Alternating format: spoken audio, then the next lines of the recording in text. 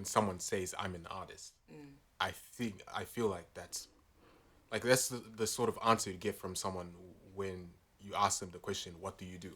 Yeah, we're Yeah, not. We ain't come yeah. here to say what do we do. What do you mean? We ain't come here to talk about profession.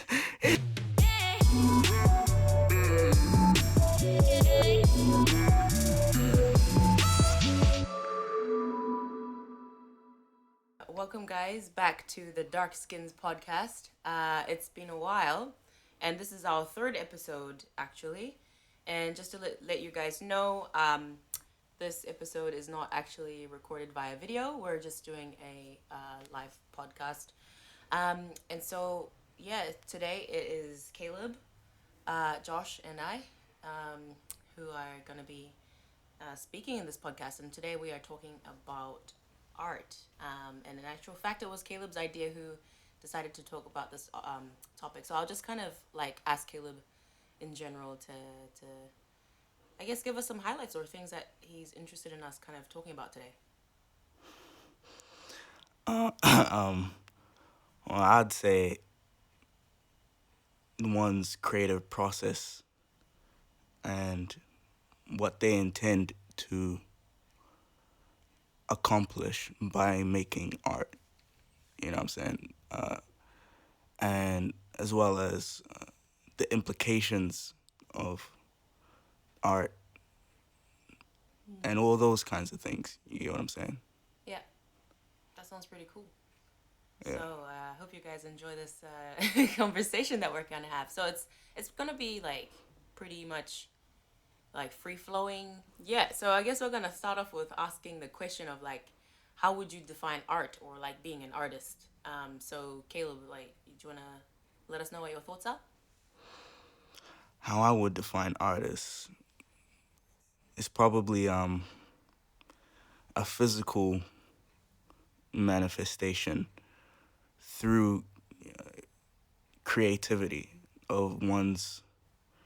It doesn't even have to be the own creators, emotions, thoughts, and experiences. You know what I mean? That's what I would define as art. That sounds pretty interesting. Yeah. And as of course we all know that it has different forms and mediums. So, and I think there are main purposes of art. Uh, you know, whether it's to make a connection or have some kind of release, or to, when I think, continue the cycle of inspiration, you know? Because I think a lot of art that we look to it's inspired by something else, and that is inspired by something else, and then you see that and you're inspired by it to make something, and then someone along the lines will see that and be inspired, by those things to make something, and so it's a cycle and it's a process. I think, you know what I'm saying. Yeah. No, that makes a lot of sense. It's quite interesting, actually. I like how you said it's like a cycle. It is quite true. I can actually speak to that, but Yeah. I'm trying to pull up a quote that I had on Instagram, but it's not pulling up, which is kind of annoying. Give me a second. But it's sort of to do with the idea of inspiration being cyclical. You want to have Sarah look on your profile? I think it's do you have Oh, Instagram yeah, on your I thing? do have Instagram. Because Actually. honestly, this is iPhone 5S. Yikes! Have you dropped your phone quite a bit? No, it's always had this problem. It's an old Ay. phone, right? So That's not cool. yes, right here. Okay, this is the quote. The literal work of the artist is to make their fantasy into a reality. As a result, the artist's reality can then become one's own fantasy. And the repetition of this cycle is what we call inspiration. Mm. So Who said that? that's me. Oh, interesting. You Yeah. both have interesting, views.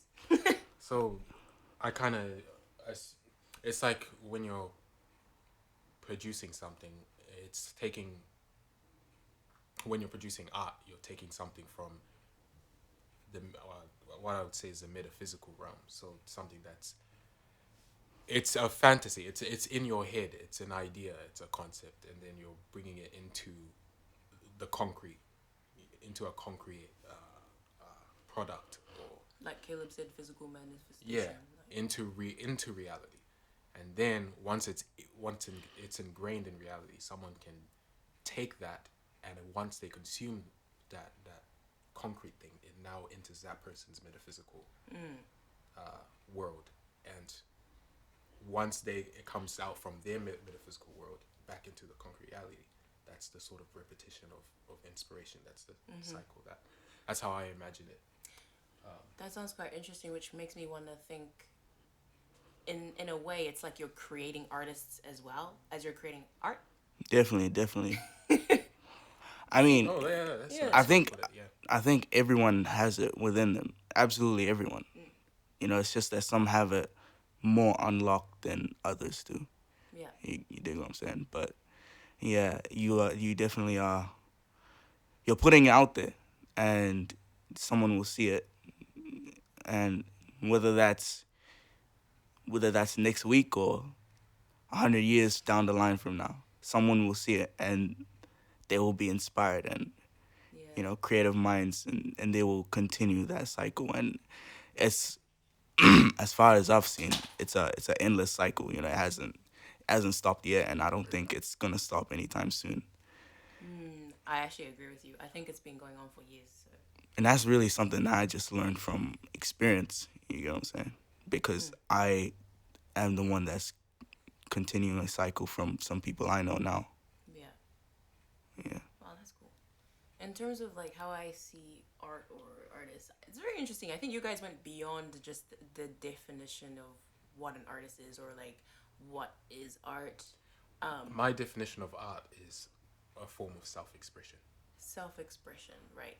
I would kind of say it like that as well. It's more of like you're sharing maybe your idea that you have in your mind or a certain message that you're trying to share with other people. It really I also think when it comes to artists, it really depends on whether it's something you want other people to understand and hear too. Maybe that might be the majority of what artists want to do, but I also think sometimes it's a way of like yeah, expressing yourself, but you're not really interested in like maybe building a fame or something like that, right? Like it's like this is my story and this is how I want to express what I'm going through or something like that. It doesn't have to be big. You could still call yourself an artist in that sense. I don't know. That's my. I mean, thoughts. that's Joshua looks like he's. thinking. No, I'm thinking about if how if you're creating art because you want to get famous or popular, how authentic or how real is that art really? Because it's not coming from the depths of your soul. it's not you genuinely expressing yourself for you, but it's rather I'm doing it with secondary motives. Like, wouldn't that impact the Right. quality of the art in terms of how real or fake it is? Because it has outside influence. What do you think, Caleb? I think that's true. Definitely. Yeah. I had something, but I lost it. But yeah, I would definitely agree. But you also have to take into account, because when I said my definition, I also said that it comes from a place of one's thoughts. And so that person who wants to make art in order to get famous, that art is still coming from a place from their thoughts. It may just not come from their experiences or their feelings. You dig what I'm saying? Or maybe not experiences, but it just may not come from their feelings. It just might come from a place of thoughts. And I do think that the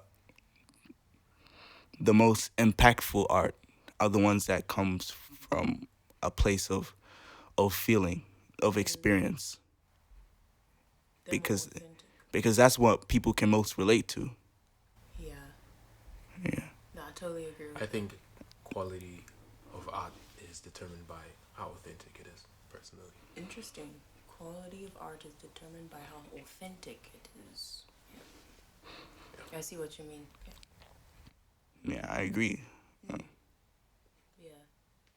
Okay, interesting. So just for context, some of you out there may not know what kind of art that each and every one of us do because you're probably coming from different, places. So to give you guys context, we'll probably share a little bit about what we do. So Josh, what kind of art, do you do? I'm primarily a musician. I'm trying to be a solo artist, aspiring solo artist, and yeah, so it's just like songs and stuff like that. Outside of that, I'm also actually I'm gonna keep that a secret. Yeah, I'll just say I'm a musician. Cool. Nice, nice. Okay, and Caleb, what kind of art do you do? No, I'm a visual artist, first and foremost. And that's probably all I'd say. Um, yeah, I my main medium is drawing, but I've also recently found myself getting into photography and things like that. So That's beautiful. I'm experimenting a bit, That's cool. but it's as a hobby. You know what I mean? And that's cool. It's still, I would still classify that as art or being an artist, if that makes sense. And the reason why I'm saying that is because um, I remember one day I was having a conversation with a coach, a creative coach actually, and I was kind of explaining kind of my creative journey, and the kind of things that I do are mainly like photography. I love cinematography, videography, and then on the side, I just as a hobby, I like playing the guitar, and then um, I would say I like helping out with designing things like I don't know posters or just making things look really nice and beautiful, basically. Um, so like the point that I was trying to make was when I told my creative coach that I play the guitar and I didn't see myself as like a musician or like an artist or anything. She's like, "Well, you play an instrument, right?" And I'm like, "Yeah." And she's like, "Well, you are an artist, like, you know." So it was just a little bit hard for me to sort of believe that, if that makes sense. But But I don't know. by that token, everyone's an artist because everyone does something artistic. They do, yeah. I think there's a difference between being A professional Being an here, artist and being like it's your artistic. main yeah thing. that Yeah, yeah. I think so. No, I But I definitely agree. would by that token, I still think you're an artist because you have your other forms, photography and I all that think stuff. you I think you have the potential to be an artist. Those people Wait, I that don't you just understand. described, the people that Joshua just described, because he said everybody does something artistic. Ah, You know what I'm saying? So those kinds of people that do artistic things, but they don't consider themselves artists or something along the lines of that. I think artist is more to do with occupation than it is to. Yeah, can you please Oh, say that again? man, I think artist is more to do with occupation than it is than it how was I gonna finish that? I think artist is more to do with occupation than like what you're doing. What it is that you're doing, what it is you're creating. So you can create something, but or you can be in the habit of creating something, but it might be for a hobby or whatever. And I wouldn't necessarily call that person an artist. Maybe a creative, maybe. If Interesting. and that could be something that could be associated with their personality, like as a personality trait. I'm creative. I do this and this, but I wouldn't call it something that I wouldn't call that person an artist because it's not something that they. It's not their profession. It's not No, their. I see what you mean. You're more like it sounds more of like a noun as opposed to a verb or something. That's how I see it. Because, for example, by your definition, technically I'm a creative as opposed to an artist because I don't do it by profession. I do it as a hobby. And if someone asked me for, like, a commission or something, I was like, hey, I need your help here and there. It's like a one off thing. It's not like my everyday hustle. Do you know what I mean? I mean, For That's me, very interesting. you see what I disagree with. For me, I don't see it as a profession being an artist.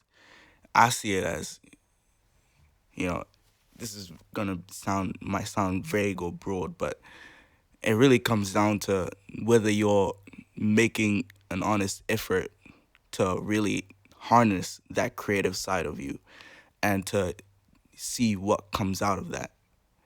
Once you do that and you make something, of significance, then I think that you've like earned the title as artist. It doesn't have to be, because I would consider Sarah an artist. Like, how do you define significance? I don't think we To need to just clarify that. to just like make something meaningful out of like your own experiences or your own thoughts. You know what I'm saying? To dedicate time, put in that work for, a specific kind of thing. Because I would consider Sarah an artist, but she doesn't, that's not her profession. But like, would you say it's an ongoing thing that the person makes it meaningful? That would sort of be like, oh, this person seems like an artist because they're consistently trying to, you know, maybe share their experience or idea. Or like, If you do that, then I think you earn the title of an artist. But if you stop it and say, all right, I don't think I'm gonna do this again, then obviously, that gets taken away and you can't consider yourself an artist anymore, since you don't make that honest effort to harness that creative side of you to make something. I see. Yeah, that's a different definition, and I don't disagree with that. Interesting. I just, when I think of the term artist, when someone says I'm an artist, I feel like that's the sort of answer you get from someone when you ask them the question, "What do you do?" Yeah, we're not. Yes. We ain't come Yeah. here to say what do we do. What do we, you mean? we ain't come here to talk about profession. We came Interesting. here No, to I'm have just a. I'm just saying from my perspective. When you Yes. say what do I do, and you say I'm a Yes. photographer, I'm a you know athlete, I'm a you know what I'm saying. Yeah. It's related to your profession or like what your main like thing is that you do. What's the main focus of I understand. Yeah. yeah. So Exactly, For and you, it's an so when I say I'm an artist, Yeah. I'm saying I don't say that. When someone asks me what I do, I'll say I'm a musician or I'm a solo artist. Yeah. But it's yeah. So like I associate just those two, the term artist with, like I said, the profession sort of thing. That's not to say that if someone was creating something really, like Caleb said, meaningful, etc., and it wasn't necessarily their profession, but it was something that was of significant, like part of their life, then I wouldn't have a problem calling that person an artist too. I see. Yeah, no, I see what you mean. I think it kind of makes sense. Like, even when I see other people, I mention, oh, like, yeah, my brother's a musician. Like, Yeah. you know? All right. So that was quite an interesting conversation, actually. it's an interesting intro. Yeah. Yeah, no, definitely. So, like, so why did you choose to become a musician? I mean, this is like a long story. Um, 5 years ago, is it 5 years ago? Nah, it's been a while. It's been like 8. It's been 8. No, it's not. I'm doing math. 6 years. 6 It's years, been bro. 6 You years. cut like 1 or 2 years because of Corona. Yeah. Nah, I was still working there, doing my thing, so it counts. Nah, so at the start of high school, actually, I'll skip that part. So let's say second year 10, right? Um, I was really big fan of this band called 21 Pilots. I'm sure you've heard of them. If you're not, you haven't lived a single life in your day. And that year I went to see them in concert. And I was really inspired by the way that Josh Dunn, the drummer, plays the drums. And so around that time, Dad had bought me electric drum kit, mainly for church. And well, I don't know if it was for me or it was just for anyone who wanted to learn. And I was inspired at that time, so I decided to start learning the drums. And I basically memorized every 21 Pilot song under the sun, well, most of them. And I was really, really passionate. Like I was learning like from February to like Baby June or something, and I was so passionate I wanted to join the there's what's called like a house arts at our school. And so I joined that and I played like the drums for one of the songs. It was a pretty difficult song, but by that time I was so obsessed. I just, Like real obsessed. This and dude would play till like 10 p.m. at night, um, like good drums. yeah, so after that night, I at the end of the song, I didn't have a good grip, so both the sticks like left my hand because I was playing so hard, and then but I was like slapping the cymbals at the end. But after that, like I was such an exhilarating moment, performing the drums in front of the whole school, and I was like, damn, I want to do this for the rest of my life. That was this sort of feeling. And what really made me choose that was an interview of Hayley Williams, who's the lead singer of Paramore, and I was around that time. I watched the interview, and she said something along the lines of, "You can try something out, and if it doesn't work out, it won't kill you." So, I kind of took that, and I was like, you know what? I feel like this is the type of thing that I'd like to try out. Music. So, after that, fast forward a few years, and I learned the violin. Then I started getting really interested in the piano, and this was during the time I was studying, learning about. I took music for the rest of my high school years, basically. I was learning about different periods of music, and I was really inspired by the Romantic period, which was the 19th century, roughly speaking, and yeah, it was specifically the piano music that came out of that era. So, the likes of Chopin, Liszt, um, Mendelssohn, and even towards the early 20th centuries, Rachmaninoff and Scriabin, those type of composers. And so, but I knew nothing about playing the piano, and so I basically would just download those really difficult pieces by those composers, and I'd study them and I'd try and find my way around them, and that kind of inspired what has become my genre, which is called neo-romanticism. So it's taking inspiration from the Romantic period, but with a modern twist, specifically towards alternative rock and a little bit of synth pop as well. So it's kind of like a style that's been maturing over the years. And last year I released my single, "Figure It Out," under the name Joshua the Last Romantic. That's my artist name. Uh, and yeah, so I just explained my musical like journey, Yes. but was that the question, or wasn't it what inspires you? It was more like, how did you choose to become a musician? Like, why did you kind of go that route? And Yeah, so it was really like I was getting really passionate about the didn't- drums, yeah. and I watched that Hayley Williams interview. It was like, you can try something, and wouldn't kill you if it didn't work out. And you never stopped. I mean, like, I think you did answer, yeah. yeah, I mean, originally I wanted to be, join a band, and then now it's changed to me being a solo artist, and now it's kind of changing to something bigger about growing a brand and spreading out, not just from music. So it's I wouldn't say like I have inspirations, musical inspirations, but I think a lot of things in my life I used to say like, well, recently I've been saying like my life is full of a series of wagers. So Wagers? wagers, like in the sense of almost like bits. Okay. Like I'm trying something out, and then I'm Oh. seeing what happens. Yeah. And then if it doesn't work out, then I try something Yeah. else, and then I see. So it's just basically that's kind of been the process. That's But cool. things are becoming more and more cohesive, more and more like structured as life goes on. I Yeah. guess so. Things are coming to place. Yeah, falling into place. That's That cool. that sort of thing. Nice. That's cool. What about you, Caleb? Like, Okay. How First would of you- all, I had a question for Joshua. Yeah, sure. oh yeah. Now, I had this question planned before we even, had the podcast. I was hoping that we'd get to it a bit later in the episode, but since, he brought it up during that explanation, I might ask him now. And I will get to your question, Sarah, but first, No problem.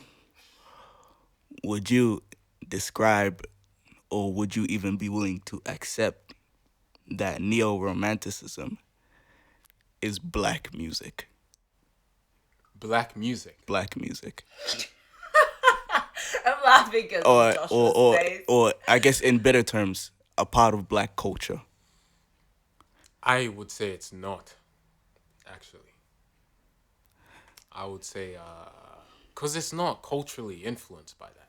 What I would say is that when it comes to the drum elements, because some songs, Figure It Out, for example, I feel like some parts of that, I would say it's subconsciously influenced. Like the drums in Figure It Out are pretty like boom, boom, pa, boom, pa. You know, it's like, when I was making it, it kind of felt really ethnic to me, and some of the drums that I use, even in the songs I'm working on at the moment, kind of sound a bit ethnic. So there's a little bit of that influence there, and I'm not like intent. Well, it depends on the song, but so like Figure It Out, I did want it to be a little bit ethnic, but it was more like Saudi Arabian sounding.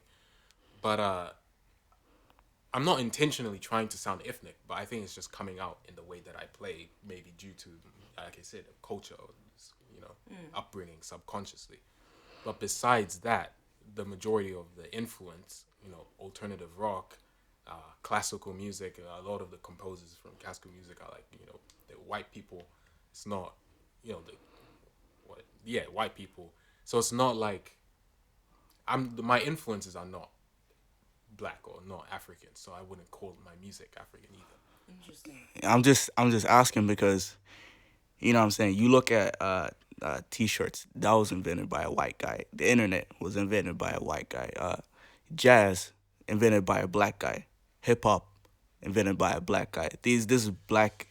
What I'm saying. This is a part of black culture. So when a black person, so wouldn't with that in mind, wouldn't you say that you making a new genre, inventing a new genre, what I'm saying, regardless of the influence, because I'm sure that, say, jazz had some kind of influence from, like, maybe even the classical music that was before that era.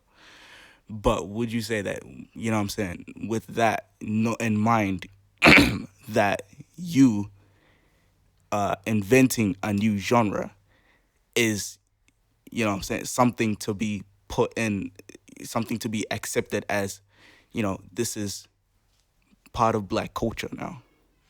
I wouldn't call it part of black culture because when I look at, I mean, like, when I look at what I'm trying to create, what I'm trying to do, I don't see ethnicity or culture or anything. Like, I don't Yeah, see and I when, don't expect you to. I'm not saying that, but yeah, I mean, someone might see it as, okay, since I'm, you know, I don't like calling myself black because it's just, like, logically speaking. I mean, like, look. What, you're brown? Yeah, logically speaking, I'm actually brown, dark yeah, I brown, think I whatever. think we all know that, Josh. I know, but like, of course, culturally, you'd expect to I call myself black, so whatever. Yeah, Like, just yeah. I thought someone was coming. what was I saying? Someone might see, or me being a black guy, and I've created this new genre, or this new movement called neo-romanticism. By that, associating me with being black, then that means that the movement must be a culturally Black. black thing, or No, I'm like, not saying that oh that it's you have to put it in you have to put it in what I'm saying, the black community or something like that. I'm thinking just by you being black, it's already ingrained in that culture. It's already in that, you know what I Like mean? moving forward with life Yeah, it's in already, history. I don't know about history, but I guess so. It's already in that culture, You know what I'm saying? Because I'm doing art, right? I guess you could say some of my art is anime. That is a part of Japanese culture. You get what I'm saying? That is me doing uh, uh, progressing Japanese culture. So in the same way, But since that was invented by Japanese people, yes. So you're saying by me creating, you want to know that by me creating a new genre and me being black, do I think that that means that that Genre. genre is going to be is a part of. I'm not saying that it should be accepted by black. That it should only be accepted by black people, but it is a or part that. of black culture by Yeah, definition of it being created by a black person. yeah, because you know what I'm saying. Because what do you call it? Classical music, right? Created by white people. Yet, so many people, regardless of ethnicity, listen to classical music, yourself included. You get what I'm saying? But it is still a part of white culture. I wouldn't even call myself a product of black culture just because of my skin color though. That, Because I've been primarily influenced by the Western society. I've had a Western upbringing for majority. Okay, well, kind of. Well, What do you I've mean grown up in a majority? Your Western entire world. life. I've grown up in a Western world, even though I might not have had a most Westernized upbringing, because where our parents raised us. But that being said, I just don't. Even with classical music, I don't associate that with a particular culture. I'm not thinking about white music. I'm not. I'm not. I'm not I'm thinking about not. classical music and thinking about white people. I'm not. Yeah, I'm not. Yeah, exactly. And I'm not, because I'm not saying to like consciously keep that in mind, but I'm just saying like as something to, is that something that you would accept, or like know, like, you know what I mean? Not just consciously whenever you're making music, whenever you're putting it out. Oh yeah, this is for the black people. This is for no. That's not what I'm saying. I mean, of course, it's something that is. I mean, it's something that I can't change. You know what I'm saying? So of course it's something I can be aware of. I can't really change that. Yeah, that aware of. Well, I'm choosing. Well, I don't say I'm choosing, but I guess I am choosing. No, I don't even say I'm choosing. I'm just subconsciously like I don't. I'm not aware of like I'm not being aware of it. Like I'm not thinking about that sort of thing, and I'm not letting it influence me in any way. I don't want it to be to influence me in any way because I want the music I make to be authentic. Where I don't really care about where it's coming from, in terms of, like I haven't really been even in general. This is gonna sound kind of lack of status quo. Like it's gonna sound a bit. What is it? What's that word? Out of pocket. But I wouldn't say I'm a guy who really cared much for culture, in like culture in general. You mean like how people are so like, is it pious? Is the right word? How people are so like I mean, I look, patriotic about it? yeah, I'm not much of a nationalist, or I'm not like even with my own culture. I don't feel like I'm very connected to it, and I don't think like that's a bad thing. Like I don't really care. So I wouldn't like where someone has a cultural background or influence. Like I don't really care much about that. What I care about is what I'm creating and where it's coming from and how authentic it is. That's the only thing I care about. I don't really let the cultural influences affect me, and I never really cared much about culture in general from a young age. So that's why I say it's like it's not something that I'm like I just don't be aware of it because I don't really care. I mean, Interesting. I, I'm not gonna speak on that second part about not ever caring for culture. But I will say that because it's a different discussion. You get what I mean? Yeah. That's like talking about like you personally, not the art. Yeah. But yeah, I don't I don't think that you should keep that in mind when creating your art. You get what I mean? I don't think that that is something that you should be aware of or be thinking about or any of that while you're making your art. Only reason where you should is probably if you're studying the art And if you're studying the art, you're learning about the history of it. You're learning about how it was made, all that kinds of things, and that kind of stuff is gonna come with learning about the history of the art. You know what I mean? So, um, But yeah. I almost think that, like, as a musician or maybe solo artist or something like that, if you're in that industry, I think it also comes with looking into a little bit of history, and it might have a bit of culture, tied to whatever you're researching, but So it's not. Yeah, look, I care about. This is gonna sound it doesn't selfish. mean that I you care know. about I care about learning about the history and all of that Yeah, in service to what I'm creating. So Yeah, that's I'll fine. like for example, I learned about yeah, the romantic period and that sort of stuff, and how music is constructed by those previous composers, how they make it, because I know that by learning about that, it's gonna positively influence the music I create. yeah, So yeah, yeah. Yeah, No, no, I that's think it. completely fine. And I definitely agree because it depends on what your intentions are. For example, if you're like wanting to, create authentic African music, then you're obviously gonna study that.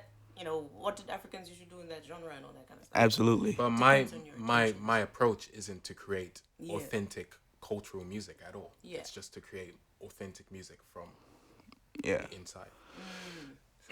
Interesting. And so,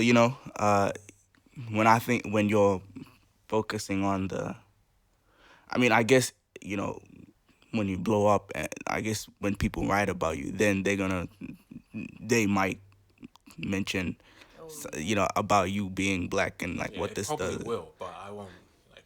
I don't care. Yeah, yeah. So that's probably something that the people are gonna carry in mind, not you. But yeah, True.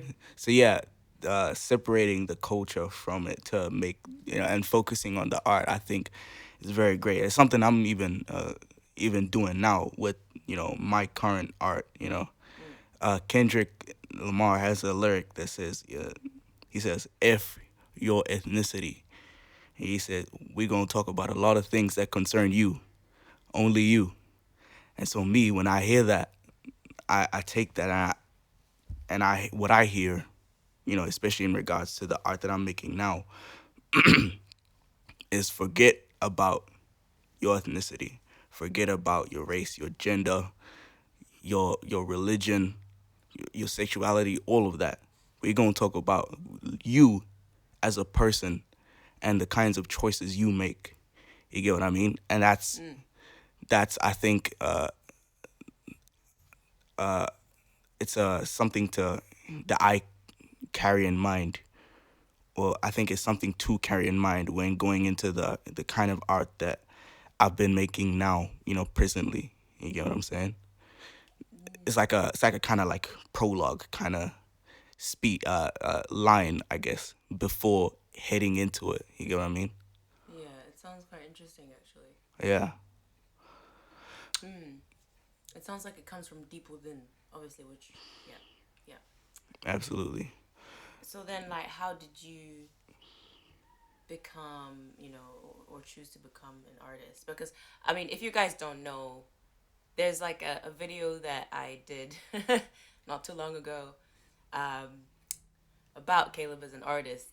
And in actual fact, I am really happy about that video because like you really get to like dig deep into the mind of an artist and how like their thought process of what they're doing and like why they're passionate about what they're doing. So that was probably the most best like short documentary film I've ever had real joy actually making. So and just hearing from another person's experience. So anyway, yeah, so share a little bit with us about that. If you want to know what it is, basically it's called Counting the Cost. I'll probably have to find the name actually to clarify, but let's hear from Caleb basically about, um, I don't know. you Just know, make sure that you change the music to chill type of music, a chill type of music. cause just y'all so y'all know, just in case you look it up and you start watching it, Yeah. I had the thought that she was gonna put like some chill music in it, because that's really like what I thought it would be about, and that's the kind of vision I had. But when I watched it, it was like some inspiring, encouraging music, and I was like, damn, it's not really like me as an artist. That's not really a kind of art that I make. It's not really, you know what I'm saying? When you look at the themes Yeah. of the kind of art that I make, it doesn't really go hand in hand with like Yeah. pushing people up and whatever. Yeah, No, it's you're definitely right. At the time, I was like doing it for while I was actually studying at UB colleges, and my intention when I kind of created this was to get an authentic experience from an artist, like the ups and the downs. But then I kind of copied uh, what a different artist kind of does. He's a filmmaker, documentary film dude um, called Matt, I think. I forgot his last name. Forgive me, guys. But anyway, the point is, like, in the video, I kind of wanted to create a juxtaposition between, like, the struggles that an artist is going and overplay that with, like, some kind of upbeat kind of music to sort of create a different kind of feeling, I guess. So it was kind of different. Um, yeah. So, but it's called Counting the Cost, the Journey of an Artist. And it's actually on my personal channel. So if you search up Sarah Morshama, Counting the Cost, the Journey of an Artist, you'll actually find it. So, and I yeah. appreciate Sarah for making that video, by the way. I do, and I appreciate all the work that she put into it. 20 minutes of an interview. Cut down it to 2 Yeah. minutes 30. I just felt like it should be a more chill, you know, laid back. Maybe we can do a part 2A. Or maybe just change it and put up a different video. Okay, anyway, we need to hear more about you. Um, well, first of all, that is how I became an artist, or like how I knew I wanted to become an artist. Both. It's it's different now because it's becoming a bit more complicated because I'm thinking about what I wanna continue doing. So, like, how did you No, kind of. like I still want to continue being an artist, but there are some other ideas floating in my head. You get what I mean? But but speaking from a visual artist standpoint,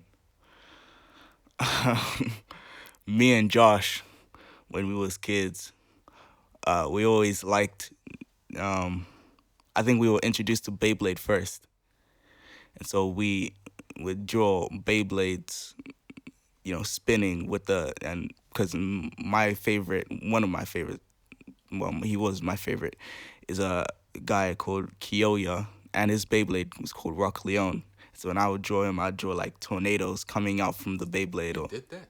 yeah. I don't remember me drawing Beyblades. Oh well, maybe it was just me, but and I would draw like lightning out dragon. I'd have a Beyblade drawn with like lightning pointed at it, you know, coming out of it, and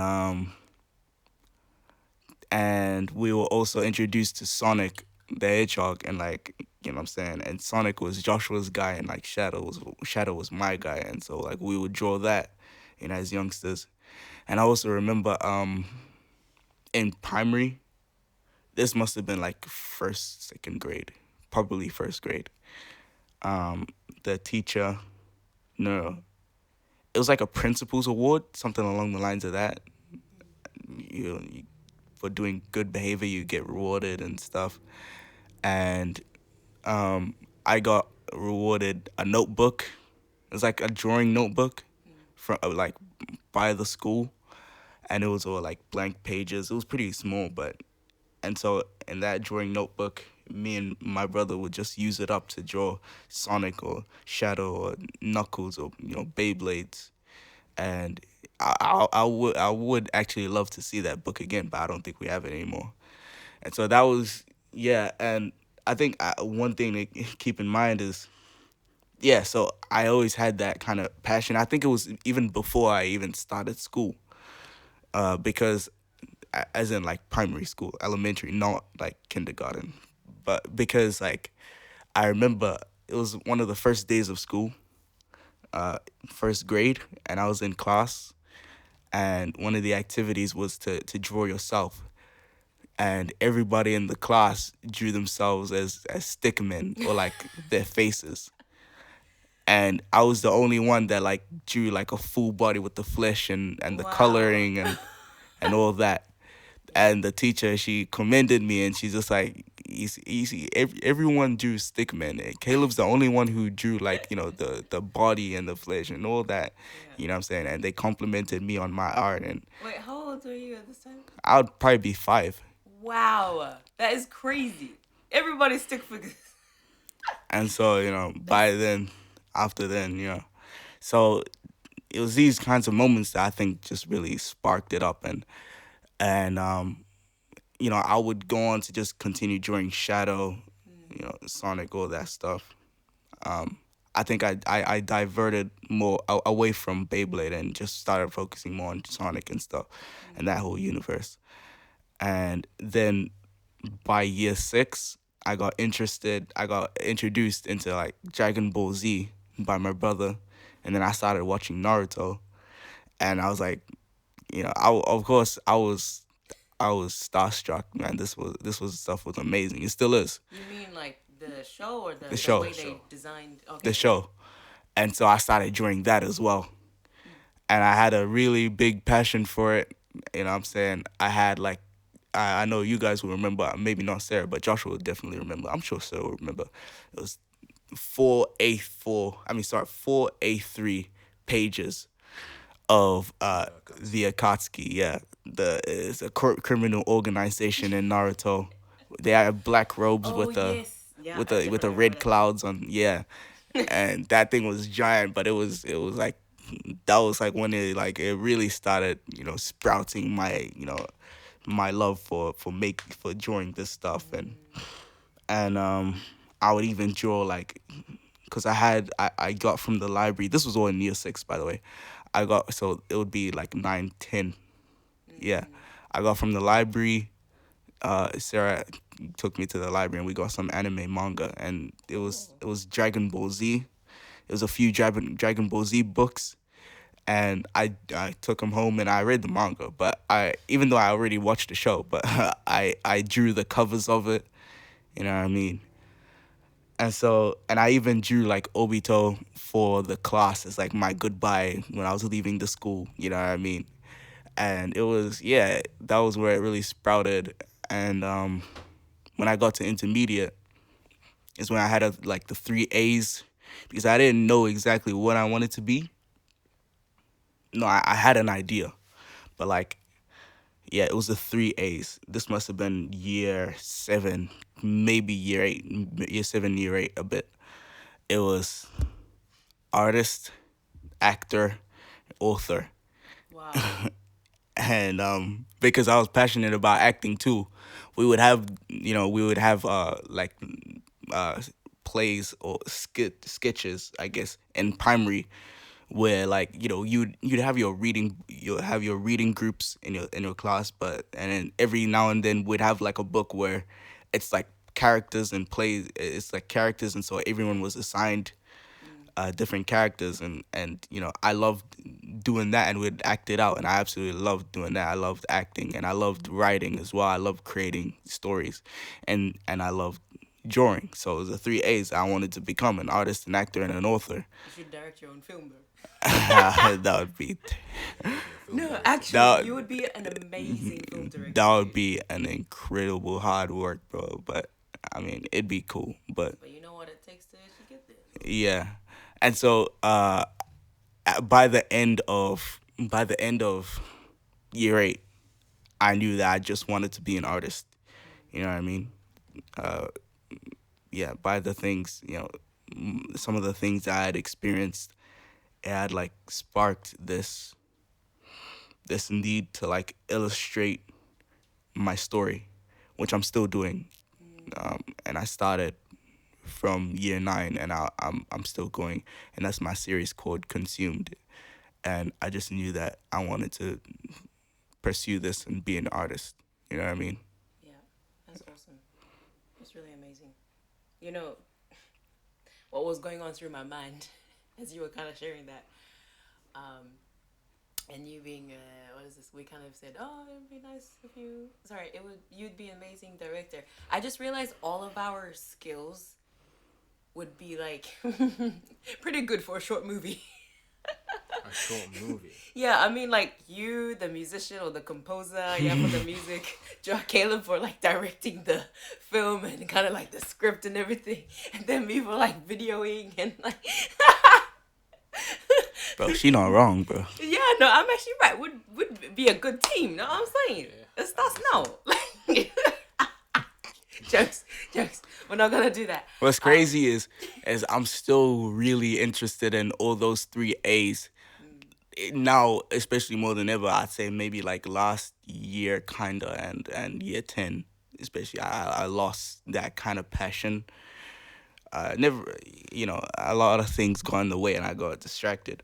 But now because this year I set like a goal for myself, and that's to reach new heights artistically, and I'm already doing that. I'd say I've already done it, to be honest with you. But I'm still I'm still 100% passionate about acting. I take drama. I'm still 100% passionate about writing, and that's probably come from my love for like Coin Locker Kid, who's this artist, like a musician, and man, he's high. Shaden once said to me, he's a highly intelligent person, and he really is. Like the literature that he uses, because it's not all music 100% of the time. Sometimes it'll be like a people talking in the track, or like he'll have like I've seen it's like a PDF, I guess, of like a description of what the album is about. And bro, the writing is so good I can't even understand it. Like I'm 100% serious. I can't even read a full sentence and like actually comprehend like what that means. Like that You is try to visualize it or like. I'm literally just trying to understand what that means. Try and go step by step of what that Is you know what I it the mean? fact that it's so puzzling that makes it It amazing? is it is very, very puzzling, bro. I I Wow. don't think I don't think that there's a single person on this earth apart from CoinLocker Kid himself who fully understands one of his projects. Wow, it is so fascinating. Yeah. It's So almost like taking English class, trying to decipher something. so yeah, and so that passion, it was definitely inspired and influenced by CoinLocker Kid, but also to just make a story out of your art. You know what I mean? Something that I'm doing right now, making a story out of my art, and that comes with literature and creative writing. So I'm still, I've like reclaimed and that passion for the three A's right now. You know what I mean? So That's great. it's crazy to see. I just realized that just now. Well, Yeah, it's a good one. Yeah, 100%. it's awesome. Would you ever want to become an author, Sarah? An author. This is funny because me and my friends were actually talking not too long ago about creative writing. I won't talk too much about what we talked about, but basically, I shared with them that I do have an interest for creative writing, and one day I would like to sort of create like a short story or something, because recently I also like expressed myself to someone about what I was going through in a situation, and they encouraged me. They said that so I thought that the fact that I explained certain details was a negative thing, but they actually said it's a good thing because like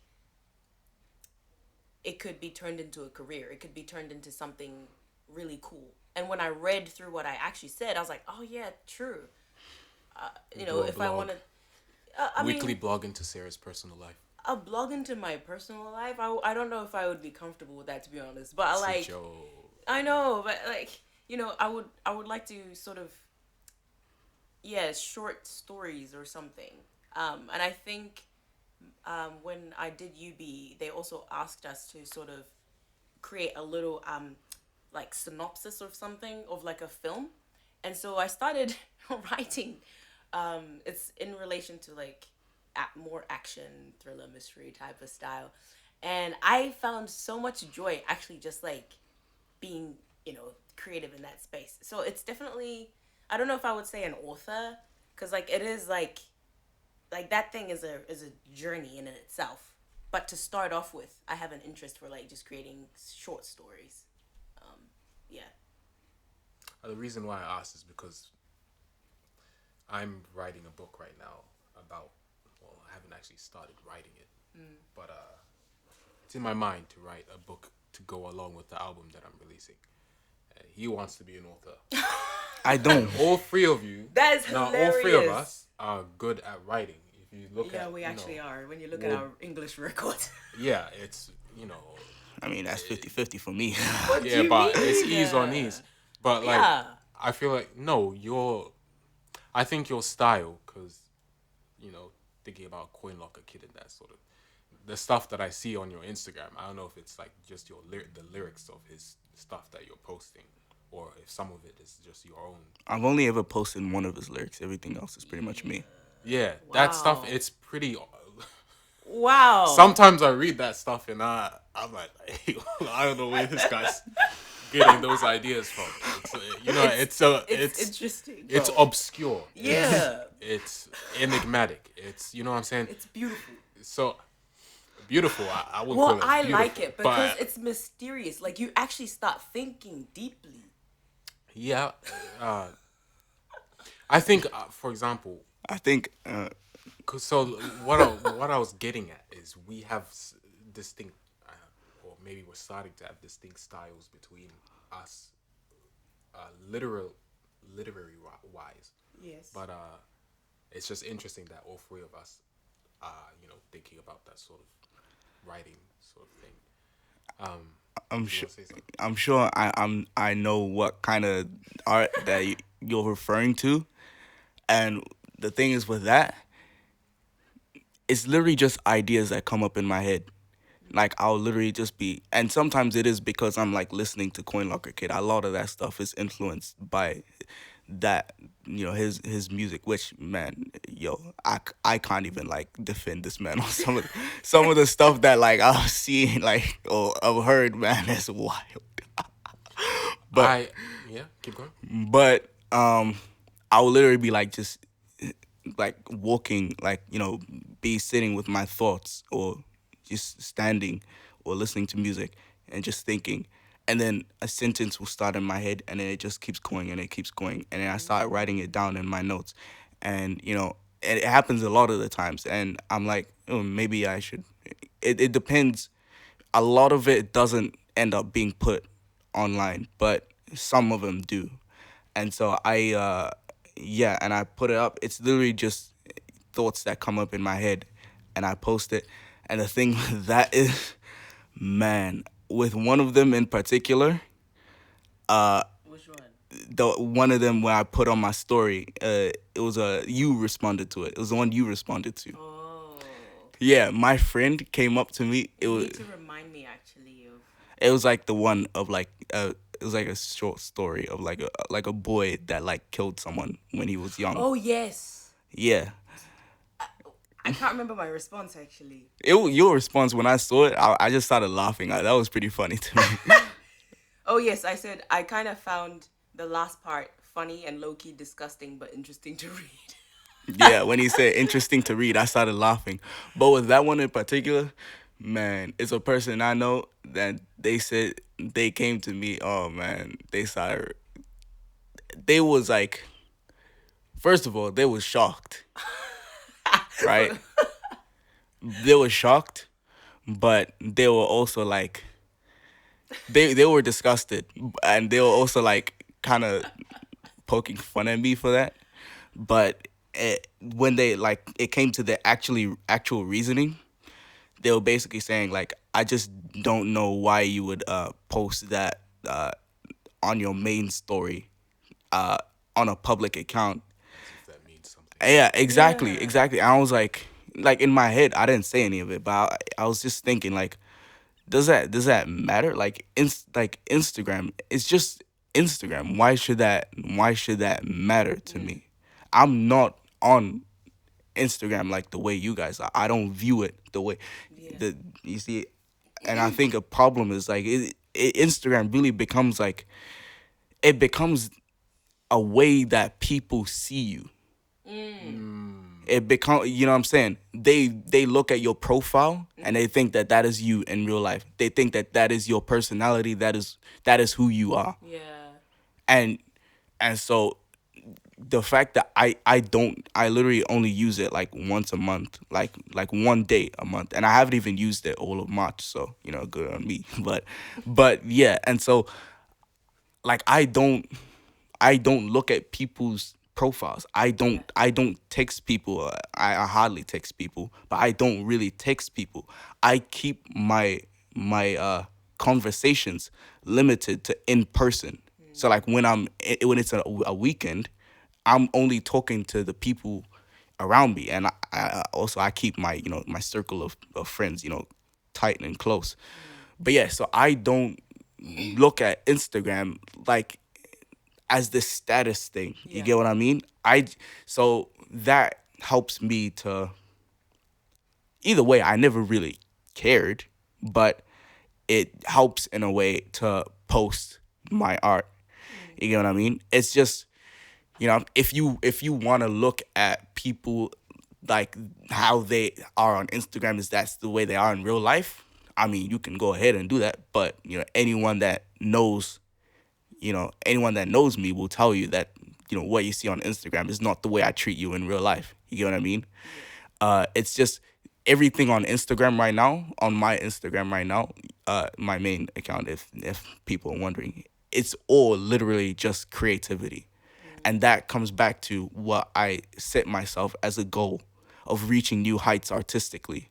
And so to reach new heights artistically, I gotta let go of that whole status thing. Yeah. I gotta let go of putting on cool clothes cause I was there. I've been there. You get what I'm saying? So and so now, to reach new heights artistically, man, I mean it really means to like put in a lot. So I'm just even on my main account, like I don't care, and I'm just posting it. I'm just putting it out, and it all yeah, I'm just putting it out, and so that's if you like I said before, if you want to look at people as how they are on Instagram, is that how they are in real life? What you see on Instagram is my artistic persona, I guess you could call it. Yeah. Is my artistic self. Yeah. That is not me in my personal life. You know what I mean? That's not my personal life. That is all artistic expression, all of it. You get what I'm saying? Yeah.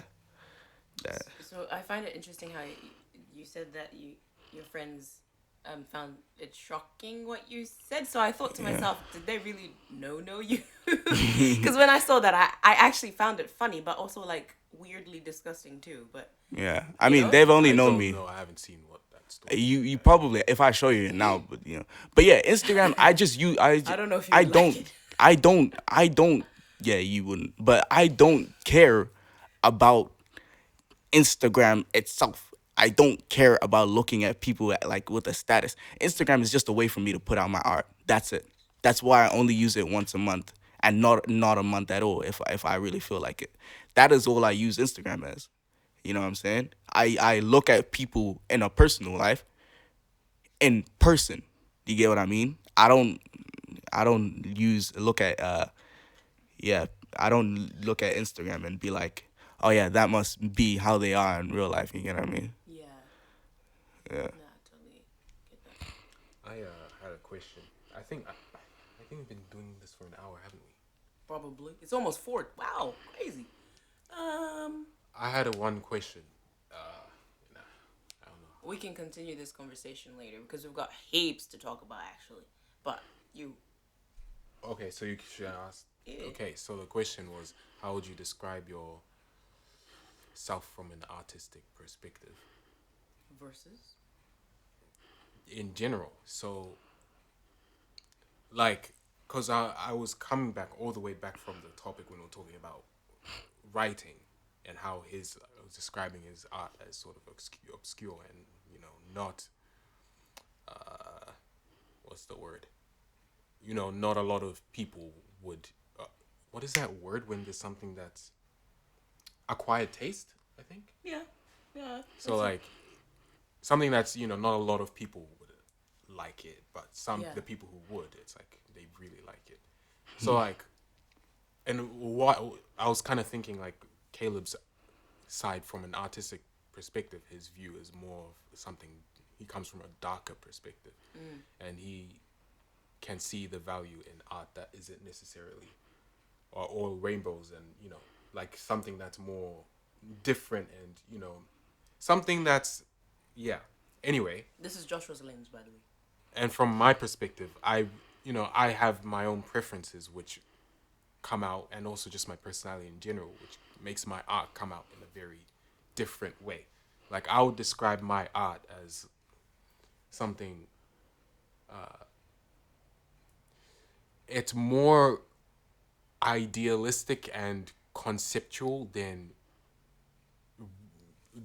grounded in reality.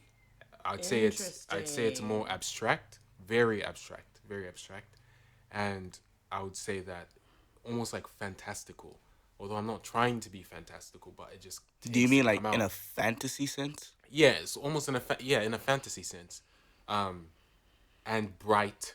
And a lot of something that I really struggle with is like a lot of the times when I feel really down. Let's say I'm going through something, and I want to express it through art, and normally that's music, and I'll create some sort of musical thing. I always say that the way I feel and what comes out on the other side is like it's almost like it's a sense of catharsis, or it's something that's much more brighter. It's not actually talking about how I felt In in the the moment, moment. but it's more like giving. I create something beautiful out of something dark, as opposed to carrying on that expressing Yeah. that darkness. Okay. So that's what tends to happen, and I don't. It's not necessarily a bad thing, but I think it's just something that is like connected to me in terms of my personality. The art that I create is something that's bright. It's something that's Does hopeful. There's a lot of melancholy in it. I'd say there's a lot of sadness, but it's something I'm trying to reach this. I'm trying to express from my soul, but I'm also trying to reach the soul of another person. So that's how I describe my musical, like I mean my artistic expression yeah. in describing words. And so I was just wondering how you two would describe your. Yeah, we Sure. ain't we ain't Sorry. had Sarah talk about her on and a Yeah. lot. Hold on. I was gonna ask if like that is actually like reflecting your inner world because you said you're sharing your soul. So like the fact that your music is more brighter and like you know like as you described reaching a catharsis and you're in a like would you just say that that describes your inner world as well? Catharsis. Well, I've noticed recently I really like catharsis. I really like it when things resolve. Ah. Even when it comes to like let's talk about conflict. Like I like it when there's harmony and there's not conflict. Conflict really bothers me, and I see it as a problem because sometimes conflict is necessary, but I'll avoid it. And so yeah, I'm a guy that really likes, like I think about heaven, for example. I like thinking about that. I like thinking about what your wedding day my wedding day will look like. Stuff like that, really good, peaceful, loving moments. That's stuff that, I think about. Or, me being a romantic, like, your stuff to do with like having crushes and that sort of thing. Like, this sort of romanticization. That's the way my mind works, and Yeah. so I think that just naturally comes out in my art. So. Yeah. Okay. I see that. No, yeah, that's cool. Yeah, I haven't really spoken much about it. I mean, we could save it for another episode. Um, so basically, like I said, um, yeah, mainly when it comes to art, I do photography as a hobby, and I do take photos of people, like portrait images, but also I do a lot of like landscapes and portraits of like real world stuff. But when it comes to really expressing my innermost self, trying to be authentic or true to whatever I'm trying to express, I have that all in my mind. And I sort of like create plans as to how I want to do that, but I don't necessarily carry them out sometimes because, like, for example, there's something that I've been wanting to do for a very long time, but it's like I haven't made the time to actually find the people to sort of help me make it or come to a fruition. So I have a clear idea of like what kind of message I want to carry, how I want like the entire thing from beginning to end to look, but I haven't like yet touched that project, if that makes sense. Um, and so yeah, I would. Hmm. And in terms of the,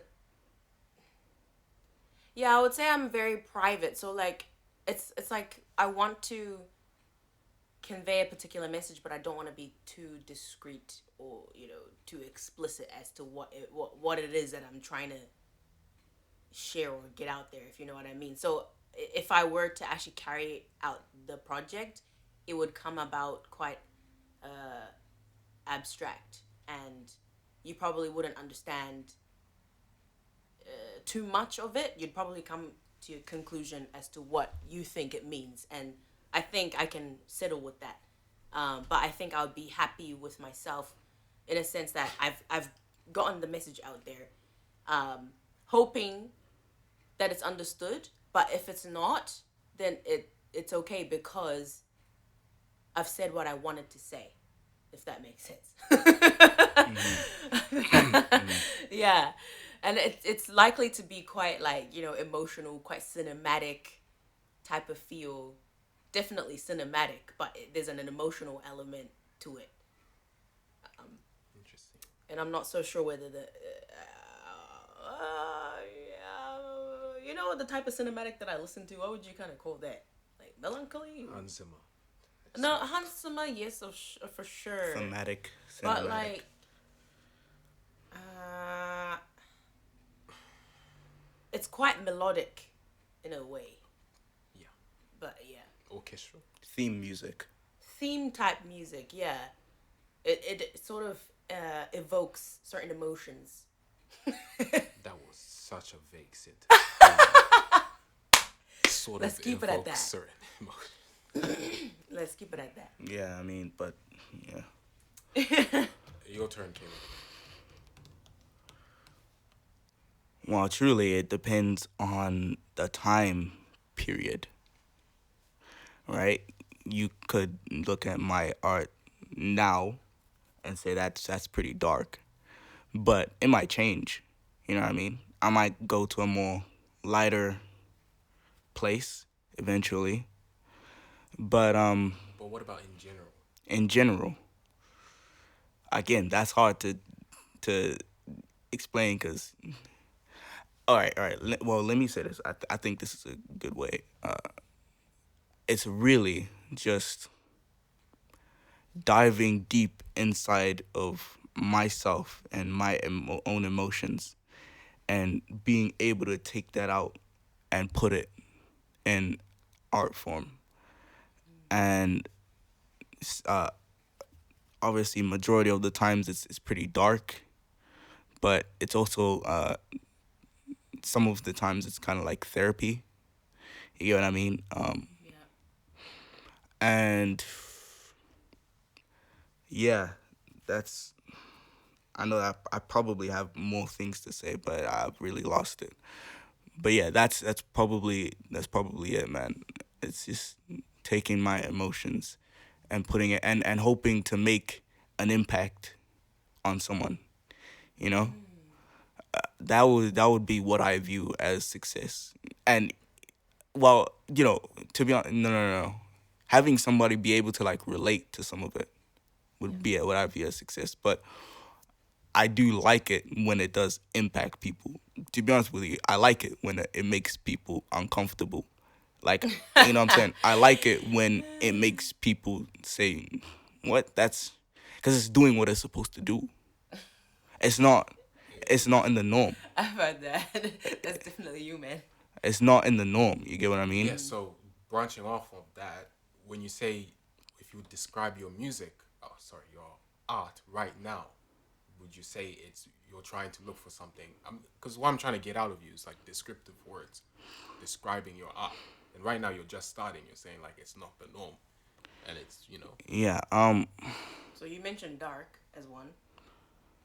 It's it's really just the feeling of of loneliness. and being and rejection. And abandonment. I suppose not really not really Just abandonment, from what I saw on Instagram. not really abandonment, Okay. because for abandonment to happen, you have to have someone on your side from the beginning. That's deep, bro. Yeah, That's real deep.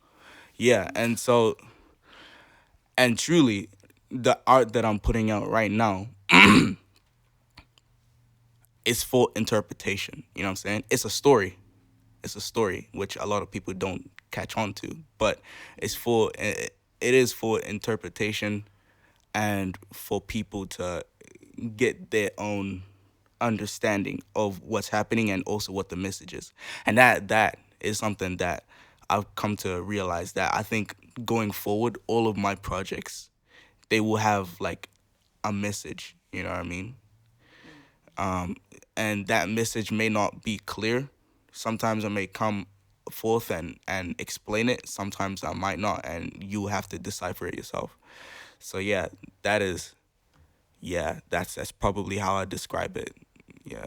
Interesting. That is very interesting. Did you have anything you want to add to that or say in response? No. All right, but like, yeah. So there is one thing. If you know me, all right, you'll know that like currently, like this year, like I ask people like a lot of questions. You do. Yeah. It'll be like questions about like themselves, or like what they like, what kind of choices they made, or like, you know, even like their situation at home, you know what I'm saying? Which is why yeah. And so I think mainly like year 9 as well as this year is where I really like had this tendency to ask questions, because I was like, you know, where my creativeness was really high. And so I think for the longest time I could never see it. I could never see why that is. But the whole reason why I knew that I was ready to come on this podcast is because I finally figured it out. It's because that I see potential in those people. You know what I mean? I see I see potential for them to become something greater, to, you know, because they have some part of their life that could be used and harnessed to their, you know, to that could be, you know, advanced to their advantages, sorry.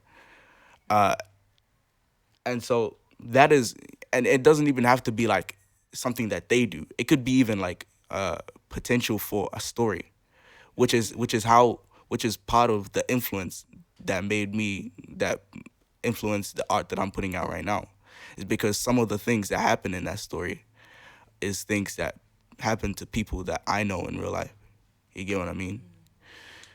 And so some people don't realize that they have this potential, and some people realize that they have this potential, and they don't even want to do anything with it. They don't even want to harness it. And and so honestly, I think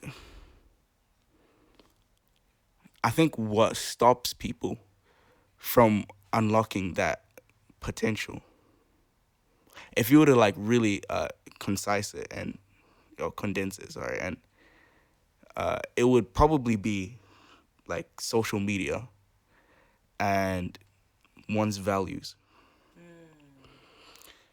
Man, with social media, and you know, you can even add Netflix to that, because the people in my generation now, they love to eat that up. But these addictions, man, and they don't even want to call it that, but that's what they are. They are addictions, and I've been there. You know what I'm saying? I wouldn't be here if I hadn't been there. So I think what people don't understand is that it becomes a home to these people. You know, you close the door once you come home from school, and what do? You check your phone, you go on Instagram, you check your feed, you check your messages. When you're waiting for something to load, or when you're taking a break, you check your messages, you check your feed. It becomes a home to these people. And so I had to really I had to really stop using that, And it was in January that I came to that realization, that I learned that. And then I had to come to understand what were the things that I would consider home, instead of being on this phone majority of the day. And that would be like, what replaced that feeling of knowing that this is a home would be like my actual bedroom. You know what I'm saying? Yeah. Because I'll just sit there and just think, or like this living room, or like, I had a cross necklace that became like, a home to me, that I would, what I mean, I'd appreciate and I'd be aware of, instead of social media. To have social media as a home, man, that's no, that's like, it's unhealthy. You get what I mean? Yeah. And so, with values, how that blocks people is really because I have my own set of values and morals that I follow, but I don't let that override my artistic value to the point where I have no time for that, or I'm not interested in that part of me at all. Yeah. You get what I mean? Yeah. Like, you know what I'm saying? I know people, I know people who are amazing, incredible at things like poetry, but they're always focused on politics. Always. Always complaining about it and talking about it.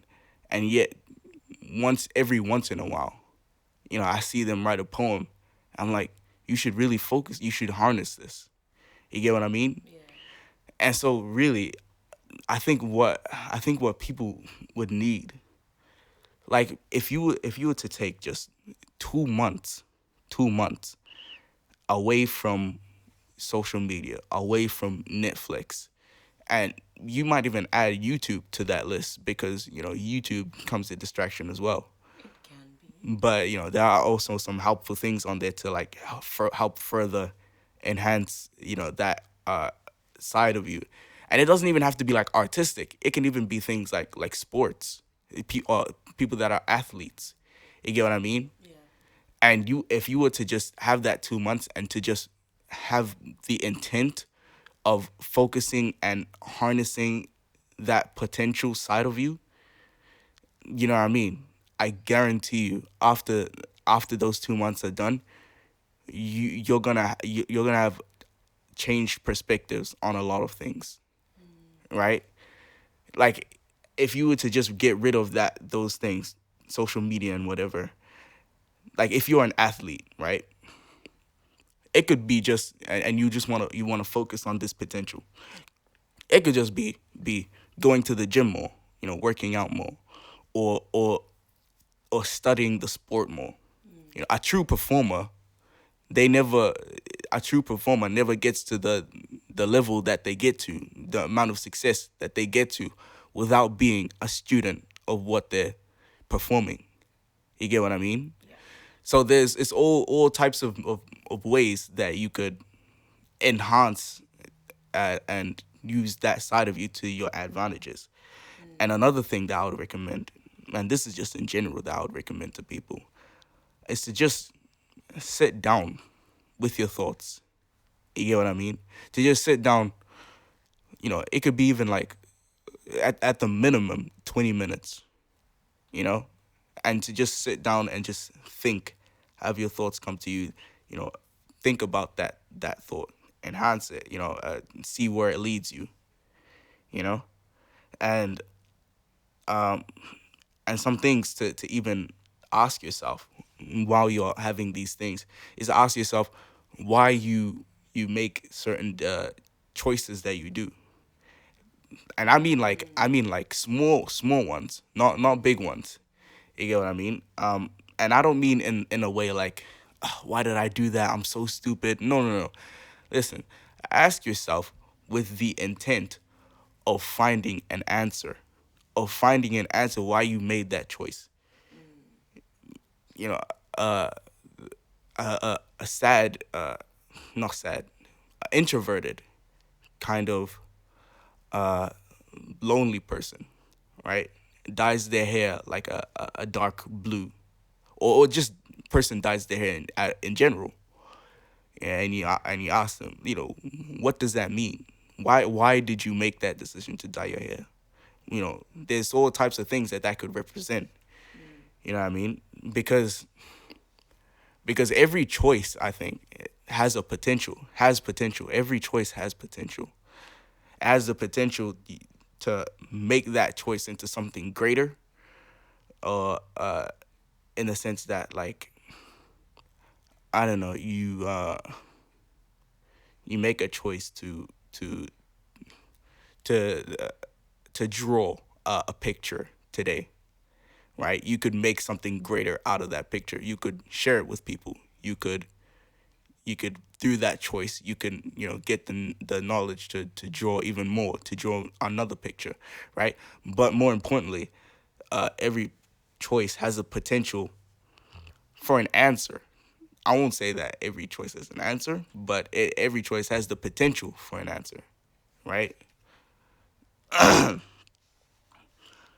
When artists post their art on social media, visual artists, I mean, they usually have like it'll be a picture of the art, and behind the art it'll be like a brown table or something, because the picture's on the table, or it will have like a border, like a white border around it.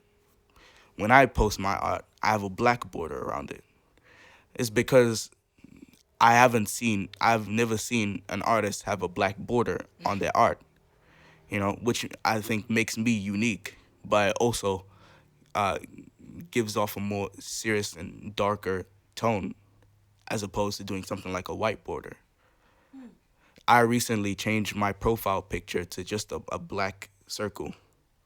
That is because that indicates, it represents to me that the kind of thing that I'm posting right now is serious, and it also represents my kind of absence on Instagram. My inactivity on it.